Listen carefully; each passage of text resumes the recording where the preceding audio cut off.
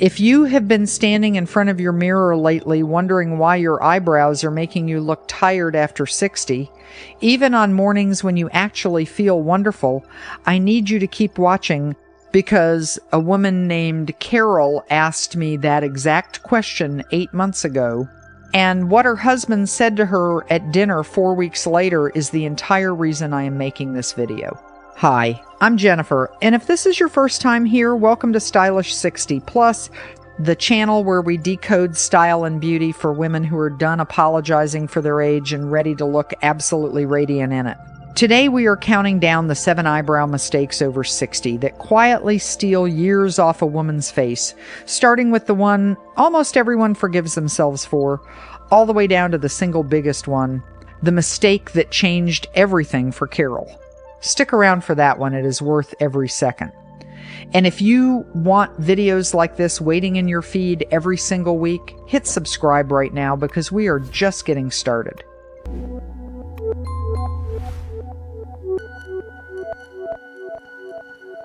Coming in at number 7, an old habit so common it almost does not feel like a mistake anymore, the black pencil after 60. Somewhere along the way you noticed your brows thinning and the instinct kicked in to compensate, press harder, fill darker, reach for the same true black pencil that worked perfectly fine at 40. It feels like you are fixing the problem. It is doing the exact opposite. A dark, solid brow on mature skin does not sit lightly on the face. It behaves like a weight. It throws a shadow down into the eye socket, and that shadow drags the under eye hollows and the temples down along with it, so the entire upper half of your face reads heavier than it really is. Older, sterner, sunk in on itself. And here is the part that surprises almost everyone I talk to. Even women whose hair was jet black their entire lives should retire that black pencil now. The skin around the brow has thinned, the hairs themselves have softened, and against all of that, true black no longer reads as hair. It reads as a line someone drew on with a marker, and your eye clocks the difference instantly, even when you cannot name why. The fix is almost embarrassingly gentle. Forget the firm pressure entirely. Build color in tiny feathered strokes, each one the length and angle a real hair would sit at, and stop before it looks finished, not after. A mature brow wants a soft gradient, lightest at the front, a touch deeper only at the tail, never a solid block. If you have already gone too far this morning, take a cotton swab, dampen it with micellar water, and gently lift the excess away. A whisper of translucent powder over the top knocks the drama back down to something believable. That one shift alone takes years off your face before you have touched anything else. If that one just made you wince a little, tap that like button right now. It genuinely tells YouTube to show this to more women who need to hear it.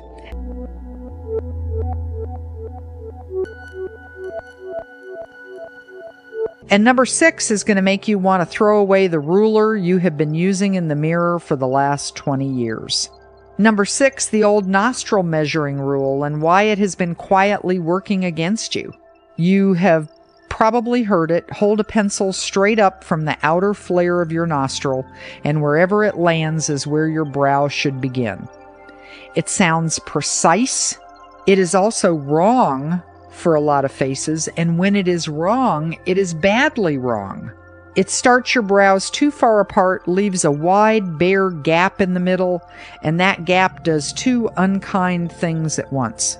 It makes your brows look small and stranded, and it visually widens the bridge of your nose, piling age straight onto the center of your face. The better landmark sits closer in. Look straight ahead and find the inner corner of your eye. Your brow should begin on that vertical line roughly above the top of your nose bridge. Bring the front in to meet that point, and the whole eye area opens up like a window with the curtains finally pulled back. 3 simple lines mapped once with a proper pencil will show you the front, the peak, and the tail of your brow correctly, and within a week or two, your hand learns the geography without needing the lines at all. Now, a lot of women also ask me about the best products for thinning brows over 60, and honestly, that question connects directly to what we are covering right now. So keep that in mind, because we are about to get to exactly that.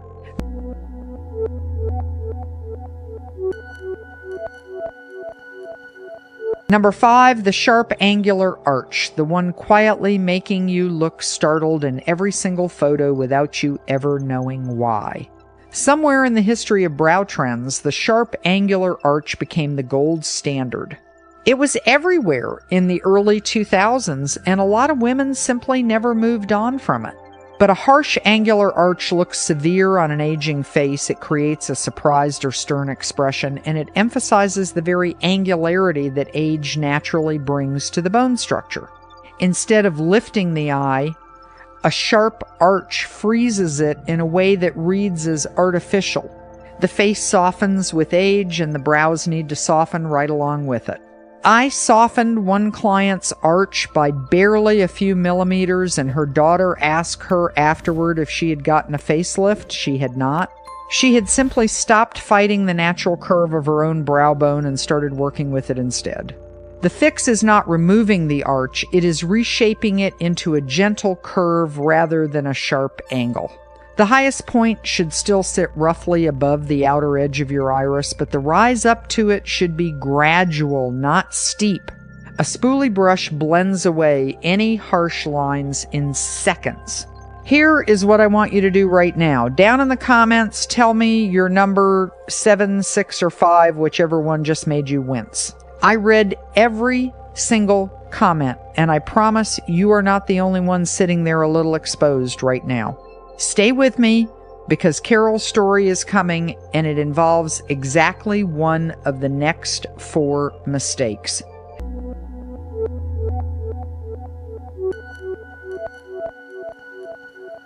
Number 4, the quiet mistake of doing absolutely nothing at all. It does not feel like a mistake. The brows just fade. The pigment thins, a few hairs turn silver, then more, until one day they have gone so pale they read as not really there. Because it happens slowly over years, you stop seeing it happen. But the camera does not stop seeing it, and neither does the mirror in good light. When the brow disappears, the face loses its anchor entirely. The forehead looks larger and emptier, the eyes sink back with nothing above them to hold them forward, and everything goes flat, like a portrait someone forgot to finish. This is also the single most fixable mistake on the entire list, and remember that question about the best products for thinning brows over 60? Here is your answer. The lightest touch is a tinted brow gel, the microfiber kind, 2 strokes, and there is a brow again, gone by your next wash. If the thinning is more stubborn, 5% minoxidil foam dabbed on twice a day can produce genuine regrowth in around 12 weeks, though it only holds as long as you keep using it. Gentler peptide serums and even plain castor oil worked in at night can strengthen what is already there. Give any of these a full trial before you judge them, because hair runs on its own slow clock, and the women who quit at week 3 never see what week 8 would have shown them.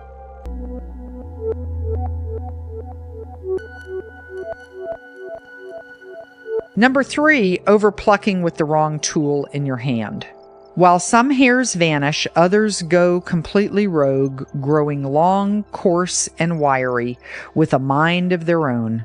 Left alone, those wild hairs droop, and a drooping brow hair physically presses the eyelid skin down over the eye, making it look smaller and more hooded than it really is.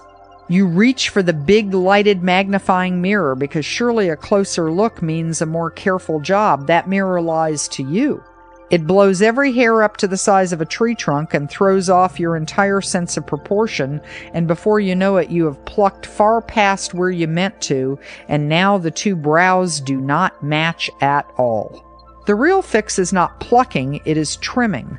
Brush the brow straight up with a spoolie.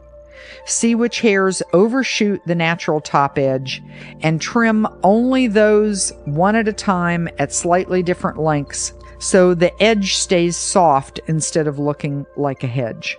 When you do need to remove a hair, do it right after a warm shower when the heat has relaxed the pores and the hair lets go easily, because at this age, disturbed follicles do not always bounce back. Tame, do not attack. That is the whole philosophy. And a few seconds with the spoolie every couple of days keeps your hand from ever getting carried away. Before we get to number 2, I have to circle back to Carol, because this is the part of her story I think about more than any other. When she first came to me, she had been using that exact big magnifying mirror every single morning for 6 years. Not once did she connect it to why her brows looked thinner on one side than the other. She thought it was simply how her face was aging. It was not her face. It was the mirror. And if you have made it this far, stay one more mistake, because what happened to Carol next is the reason this video exists.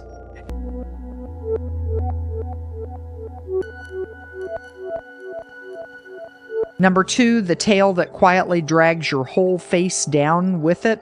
With age, the outer corner of the brow naturally begins to drift downward, a result of skin losing elasticity and small shifts in the bone structure underneath. Left uncorrected, a drooping tail drags the entire eye area down along with it.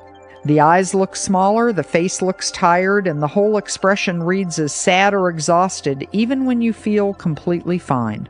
This is one of the most aging mistakes on the entire list, because it is so subtle that most women never notice it happening. They just look in the mirror and think they look tired without ever realizing it is the tail of the brow pulling everything downward. The tail should never fall below the point where the brow begins at the inner corner of the eye. Using a fine brow pencil, extend the tail slightly outward rather than downward, follow the natural line of the brow bone, and stop before it dips. Then use a clear brow gel to brush the tail upward and outward, setting it in a lifted position. This one adjustment, done consistently, can take years off your face almost instantly, and it was the very first thing I fixed for Carol. Here is what happened. 2 weeks after we corrected her tail and lightened her hand on the pencil, Carol went to her sister's 60th birthday dinner. She told me afterward that her husband looked at her across the table, paused, and said, "You look like yourself again." Not younger, not different, herself again. She said she went home that night and cried a little, in a good way, because she had not realized how long she had been quietly grieving the face in her mirror without even knowing it. That is what these 7 fixes did for one woman in under a month, and it is exactly why I am so certain they will do the same for you. If Carol's story moved you even a little, subscribe to Stylish 60 Plus right now, because next week I am sharing her full before and after, start to finish, and you genuinely do not want to miss it. Now, let's get to the mistake that changed everything for her, the one sitting at number 1.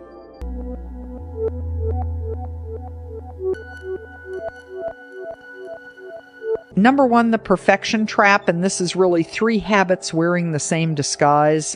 The first is the obsession with matching brows, the conviction that they ought to be identical, mirror images, twins.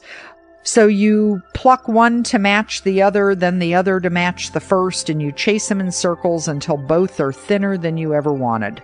Brows are sisters, not twins. They never match perfectly, and after 60, they match even less because the bone underneath, the muscle, the skin, all of it has settled unevenly. That is not a flaw to correct. It is simply a face to work with. Shape each brow to the eye it sits above. Let them rhyme rather than match, and the overplucking stops on its own. The second habit is color. You found your perfect shade decades ago, a warm brown, a soft auburn, a golden taupe, and you never stopped using it. But your skin's apparent undertone has cooled as your hair moved toward silver, and that warm shade now lands against cool hair and cool skin like a wrong note in a song, going orange, going brassy, sitting obviously on top of you. Reach instead for the cool end of the rack. Taupes, soft slate grays, ashy blondes, tones that echo the natural shadow your brow bone already casts. And the third habit is the product itself. Heavy waxy pencils and thick pomades were built for full dramatic brows on younger faces. On mature skin, they cake, settle into fine lines, and read as obvious rather than effortless. Switch to a microfine pencil for individual hair-like strokes. Finish with a tinted gel for hold without weight, and build the color slowly because you can always add more, but you can never take it back once it is on your skin. This was Carol's biggest one. The shade, more than anything else on this list, was the single change that made the biggest difference in her mirror, and it is very likely the one making the biggest difference in yours, too.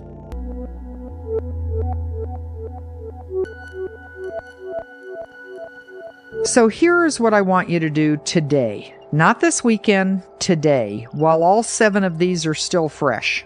Go check your pencil for that black after 60 trap. Check your 3 points instead of the old nostril rule. Check that arch. Check whether that tail is lifting or dragging. And hold your shade against your actual hair color in real daylight. Pick just one of these 7 and fix it this week. That is all Carol did at first. Just one. And it was enough to start everything else moving.